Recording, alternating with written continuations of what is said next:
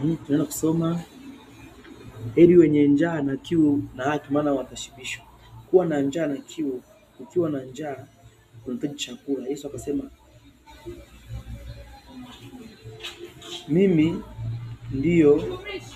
Yesu aliwaambia wanafunzi wake wakiwa wanashiriki meza ya Bwana ile kwamba ndio watakuwa nakula mwili wake na damu yake. Kwa hiyo kuna mafungu tumeangalia damu ya Yesu na mwili wa Yesu. Yesu alisema hapo mwanzo lilikuwa neno, neno alikuwa kwa Mungu, neno alikuwa ni Mungu. Kwa hiyo kumbe neno la Mungu ndio Yesu mwenyewe. Maneno ya Mungu yale ndio Yesu. Kwa hiyo ukiwa unakula neno la Mungu na ndio unakuwa unakula neno la Mungu, linafanya uwe na uzima kama kazi za chakula kinafanya kazi mwilini, na damu ya Yesu. Hakuna mtu ambaye anaweza akawa ana uzima yuko hai kama hana damu. Kwa hiyo na sisi ukiwa unakula neno la Mungu kama chakula chako, ukiwa unakula neno la Mungu ndio damu ya nini, ndio neno la Mungu ndio linakupa uzima. Kwa neno la Mungu ambalo unakuwa unalisoma na neno linakupa uzima, linakupa kuendelea mbele, linakupa kusonga mbele, ndio linakuwa linakupa uzima.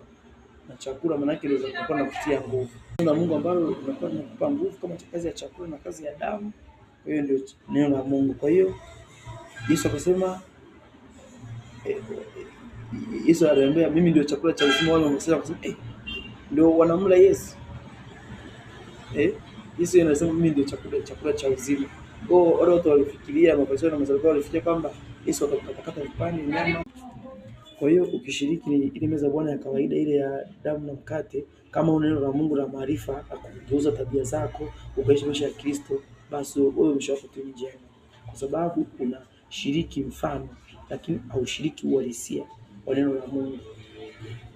Yesu alimwambia mwanamke Msamaria, nikikupa maji yangu hautaona kiu tena. Alionyesha ni kwamba Yesu yeye ndio maji, neno lake ndio maji. Ukishapata neno la Mungu linakuwa chemchemi, ndio linakupa uzima kwenye maisha yako yote siku zote. Unakuwa kama chemchemi ya nini, ya maji. Na hautaona kiu tena, maana hautaona haja ya kuwa na mafundisho yale ya manabii wa uongo, yale maji ambayo ni maji machafu.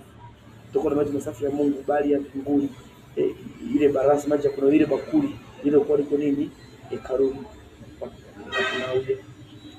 hiyo tunaona tumejifunza hapa kwamba kuwa na njaa na kiu, maji neno la Mungu litamaliza kiu yako.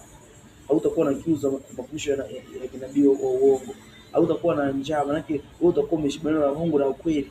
Wewe hautakuwa na njaa, hautakuwa na uhitaji tena kama wa chakula ambacho cha manabii wa uongo.